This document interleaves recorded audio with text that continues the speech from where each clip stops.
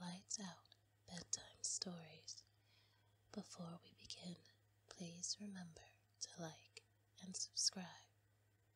Now fasten your seatbelts and buckle up for our journey into Slumberland.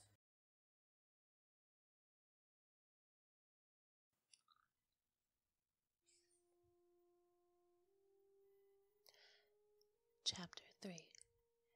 The trampled snow coating the road into our village was speckled with brown and black from passing carts and horses. Elaine and Nesta clicked their tongues and grimaced as we made our way along it, dodging the particularly disgusting parts. I knew why they'd come. They'd taken one look at the hides I'd folded into my satchel and grabbed their cloaks. I didn't bother talking to them, as they hadn't deigned to speak to me after last night, though Nesta had woken at dawn to chop wood, probably because she knew I'd be selling the hides at the market today, and would go home with money in my pocket. They trailed me down the lone road, wending through the snow-covered fields all the way into our ramshackle village. The stone houses of the village were ordinary and dull, made grimmer by the bleakness of winter. But it was market day, which meant the tiny square in the center of town would be full of whatever vendors had braved the brisk morning. From a block away, the scent of hot food wafted by, spices that tugged on the edge of my memory, beckoning. Elaine let out a low moan behind me. Spices, salt, sugar, rare commodities from most of our village, impossible for us to afford. If I did well at the market, perhaps I'd have enough to buy us something delicious. I opened my mouth to suggest it, but we turned the corner and nearly stumbled into one another as we all halted. "May the immortal light shine upon thee, sisters," said the pale-robed young woman directly in our path. Nesta and Elaine clicked their tongues. I stifled a groan. Perfect, exactly what I needed to have the children of the blessed in town on market day, distracting and riling everyone. The village elders usually allowed them to stay for only a few hours, but the sheer presence of the fanatic fools who still worship the high fae made me edgy. Long ago the high fae had been our overlords, not gods, and they certainly hadn't been kind. The young woman extended her moon-white hands in a gesture of greeting, a bracelet of silver bells, real silver, tinkling at her wrist. "Have you a moment to spare so that you may hear the word of the blessed?" "No," Nesta sneered, ignoring the girl's hand and nudging Elaine into a walk. "We don't." The young woman's unbound dark hair gleamed in the morning light, and her clean, fresh face glowed as she smiled prettily. There were 5 other acolytes behind her, young men and women both, their hair long, uncut, all scanning the market beyond for young folk to pester.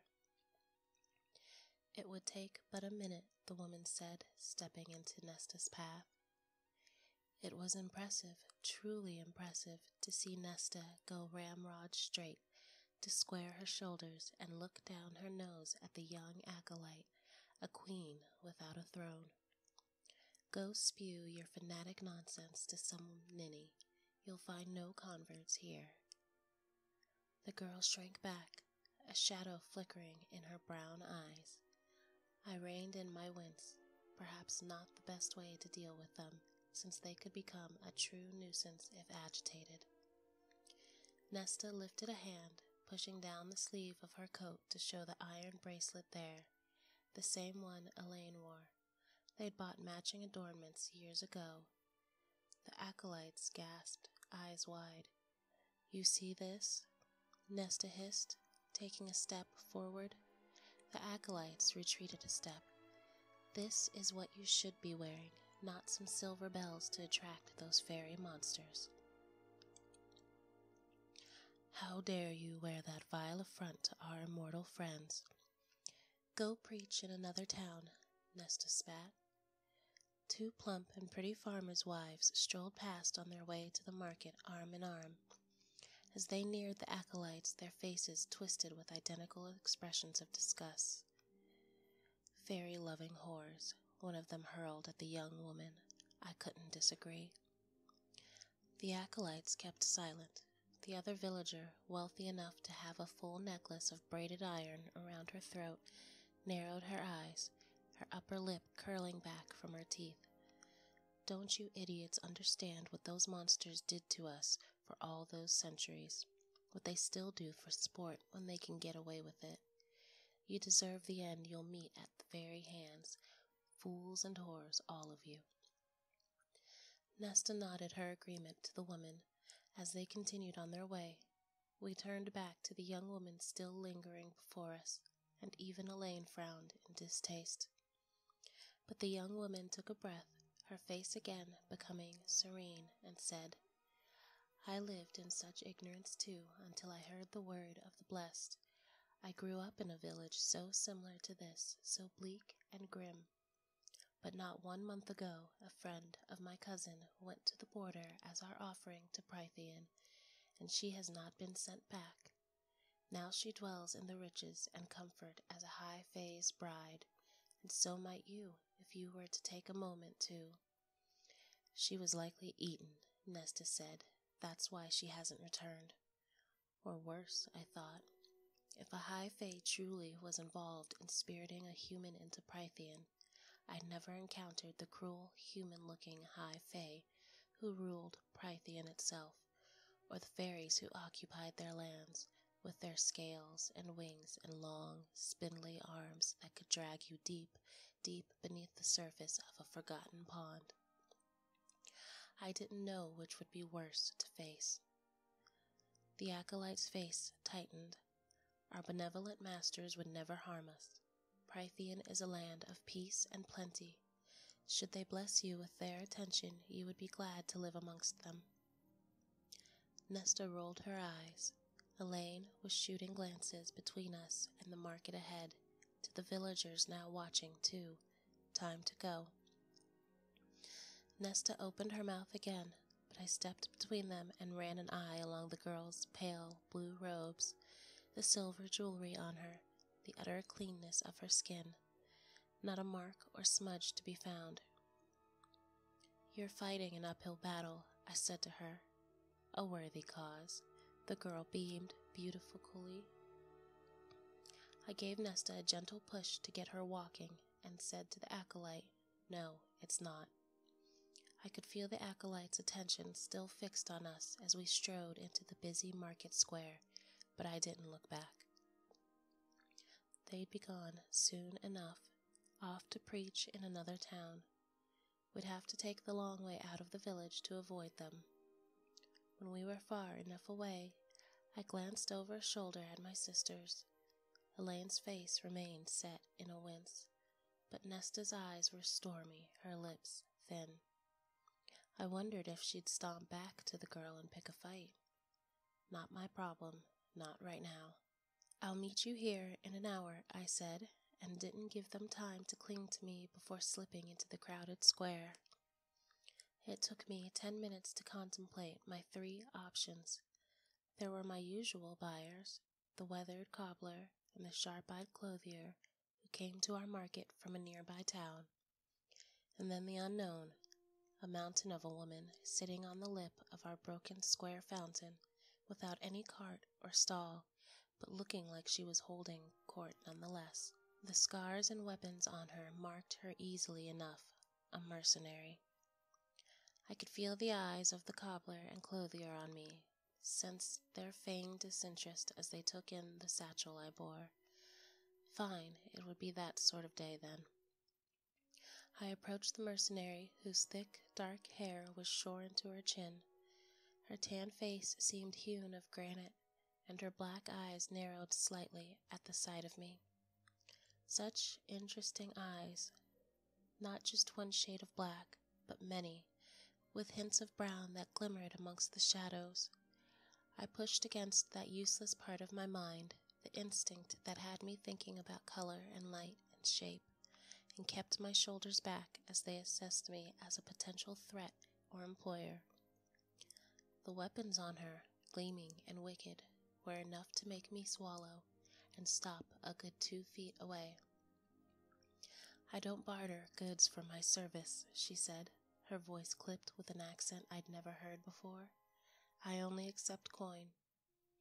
A few passing villagers tried their best not to look too interested in our conversation, especially as I said, "Then you'll be out of luck in this sort of place." She was massive, even sitting down. "What is your business with me, girl?"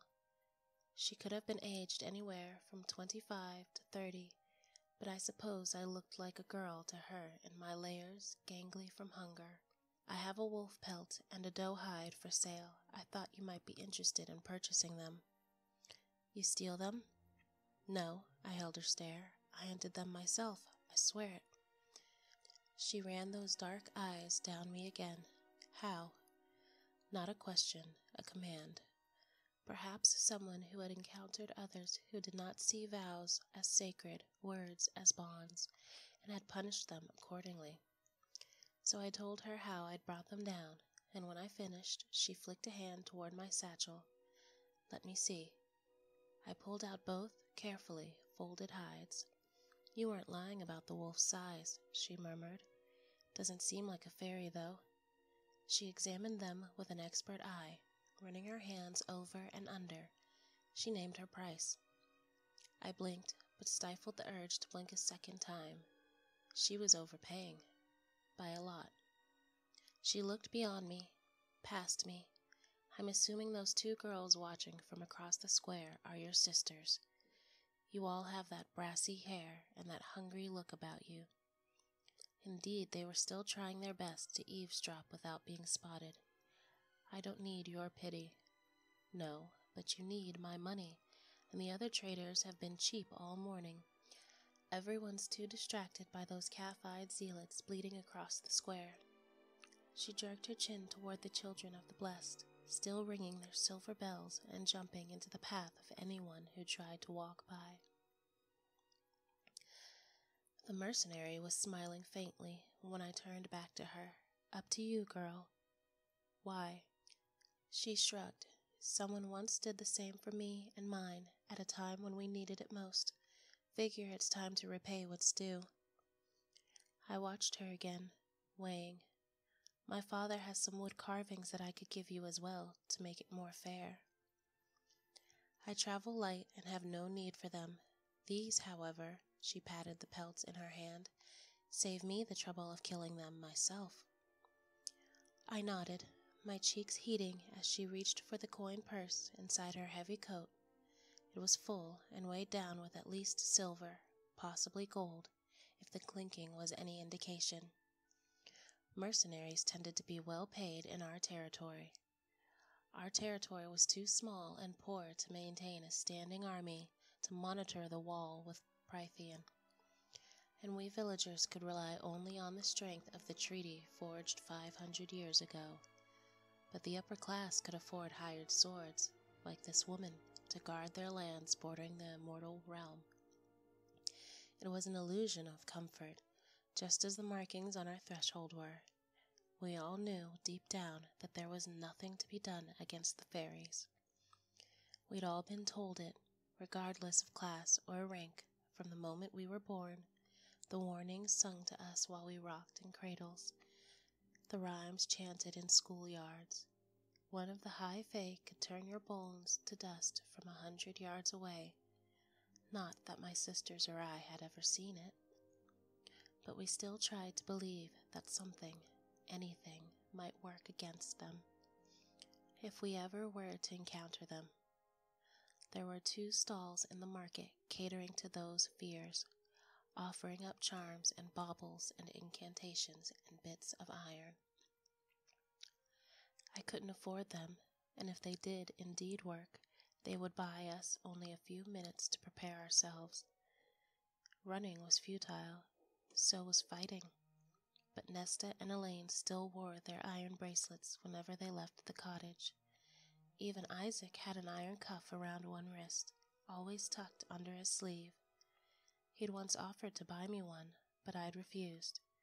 It had felt too personal, too much like payment, too permanent a reminder of whatever we were and weren't to each other.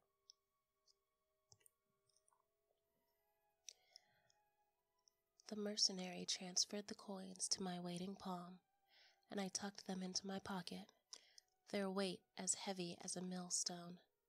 There was no possible chance that my sisters hadn't spotted the money. No chance they weren't already wondering how they might persuade me to give them some.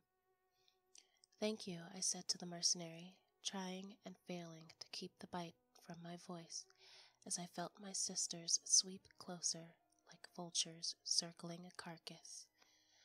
The mercenary stroked the wolf pelt, a word of advice from one hunter to another. I lifted my brows. "Don't go far into the woods. I wouldn't even get close to where you were yesterday. A wolf this size would be the least of your problems. More and more I've been hearing stories about those things slipping through the wall." A chill spider walked down my spine. Are they going to attack?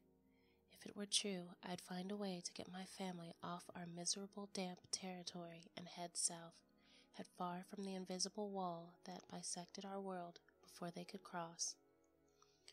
Once, long ago, and 4 millennia before that, we had been slaves to high fae overlords. Once we had built them glorious, sprawling civilizations from our blood and sweat, built them temples to their feral gods. Once we had rebelled across every land and territory.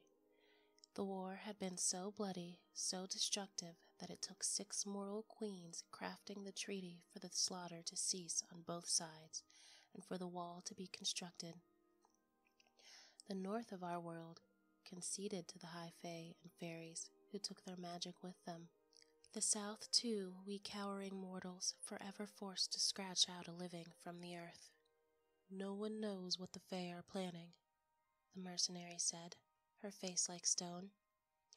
"We don't know if the High Lord's leash on their beasts is slipping, or if these are targeted attacks. I guarded for an old nobleman who claimed it had been getting worse these past 50 years. He got on a boat south 2 weeks ago and told me I should leave if I was smart. Before he sailed off, he admitted that he'd had word from one of his friends that in the dead of night a pack of martax crossed the wall and tore half his village apart." "Martax," I breathed. I knew there were different types of fairies, that they varied as much as any other species of animal, but I knew only a few by name. The mercenary's night-dark eyes flickered. Bodies big as a bear, head something like a lion's, and 3 rows of teeth sharper than a shark's, and meaner than all 3 put together. They left the villagers in literal ribbons, the nobleman said. My stomach turned. Behind us, my sisters seemed so fragile, so infinitely delicate and shreddable. Against something like the martax, we'd never stand a chance. Those children of the blessed were fools, fanatic fools. "So we don't know what all these attacks mean," the mercenary went on, "other than more hires for me, and you keeping well away from the wall, especially if the high fae start turning up, or worse, one of the high lords. They would make the martax seem like dogs." I studied her scarred hands, chapped from the cold. "Have you ever faced another type of fairy?" Her eyes shuddered. "You don't want to know, girl, not unless you want to be hurling up your breakfast." I was indeed feeling ill and jumpy. Was it deadlier than the martax, I dared ask? The woman pulled back the sleeve of her heavy jacket, revealing a tanned, muscled forearm, flecked with gruesome twisted scars. The arc of them so similar to... "Didn't have the brute force or size of a martax," she said, but its bite was full of poison. 2 months, that's how long I was down. 4 months until I had the strength to walk again. She pulled up the leg of her trousers. Beautiful, I thought, even as the horror of it writhed in my gut. Again, her tanned skin, the veins were black, solid black, spider-webbed and creeping like frost. Healers said there was nothing to be done for it, that I'm lucky to be walking with the poison still in my leg. Maybe it'll kill me one day, maybe it'll cripple me, but at least I'll go knowing I killed it first. The blood in my own veins seemed to chill as she lowered the cuff of her pants. If anyone in the square had seen, no one dared speak about it, or to come closer, and I'd had enough for one day. So I took a step back, steadying myself against what she told me and shown me. "Thanks for the warning," I said. Her attention flicked behind me, and she gave a faint, amused smile. "Good luck." Then a slender hand clamped onto my forearm, dragging me away. I knew it was Nesta before I even looked at her. "They're dangerous," Nesta hissed, her fingers digging into my arm as she continued to pull me from the mercenary. "Don't go near them again." I stared at her for a moment, then at Elaine, whose face had gone pale and tight. "Is there something I need to know?" I asked quietly. I couldn't remember the last time Nesta had tried to warn me about anything. Elaine was the only one who she bothered to really look after. "They're brutes, and will take any copper they can get, even if it's by force." I glanced at the mercenary, who was still examining her new pelts. "She robbed you?" "Not her," Elaine murmured. "Some other one who passed through. We had only a few coins, and he got mad, but—" "Why didn't you report him, or tell me?" "What could you have done?" Nesta sneered. "Challenged him to a fight with your bow and arrows, and who in this sewer of a town would even care if we reported anything?" "What about your Thomas Mandray?" I said coolly. Nesta's eyes flashed, but a movement behind me caught her eye, and she gave me what I supposed was her attempt at a sweet smile, probably as she remembered the money I now carried. "Your friend is waiting for you." I turned. Indeed, Isaac was watching from across the square, arms crossed as he leaned against a building. Though the eldest son of the only well-off farmer in our village, he was still lean from the winter, and his brown hair had turned shaggy, relatively handsome, soft-spoken, and reserved, but with a sort of darkness running beneath it all that had drawn us to each other, that shared understanding of how wretched our lives were and would always be. We'd vaguely known each other for years, since my family had moved to the village, but I had never thought much about him until we'd wound up walking down the main road together one afternoon. We'd only talked about the eggs he was bringing to market, but I'd admired the variation in colors within the basket he bore. Browns and tans, and the palest blues and greens. Simple, easy, perhaps a bit awkward, but he'd left me at my cottage feeling not quite so alone. A week later, I pulled him into that decrepit barn. He'd been my first and only lover in the 2 years since. Sometimes we'd meet every night for a week.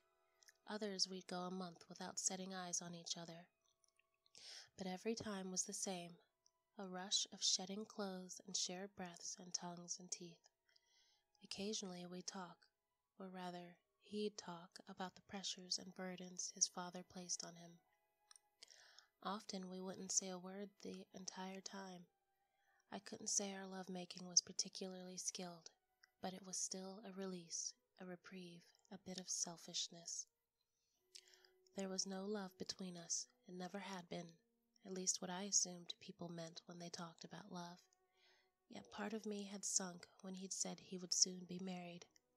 I wasn't yet desperate enough to ask him to see me after he was wed. Isaac inclined his head in a familiar gesture, and then ambled off down the street, out of town, and to the ancient barn, where he would be waiting. We were never inconspicuous about our dealings with each other, but we did take measures to keep it from being too obvious. Nesta clicked her tongue, crossing her arms. I do hope you two are taking precautions. It's a bit late to pretend to care, I said, but we were careful. Since I couldn't afford it, Isaac himself took the contraceptive brew. He knew I wouldn't have touched him otherwise. I reached into my pocket, drawing out a 20-mark copper. Elaine sucked in a breath and didn't bother to look at either of my sisters as I pushed it into her palm and said, I'll see you at home. Later, after another dinner of venison, when we were all gathered around the fire for the quiet hour before bed, I watched my sisters whispering and laughing together. They'd spent every copper I'd given them on what I didn't know, though Elaine had brought back a new chisel for our father's wood carving.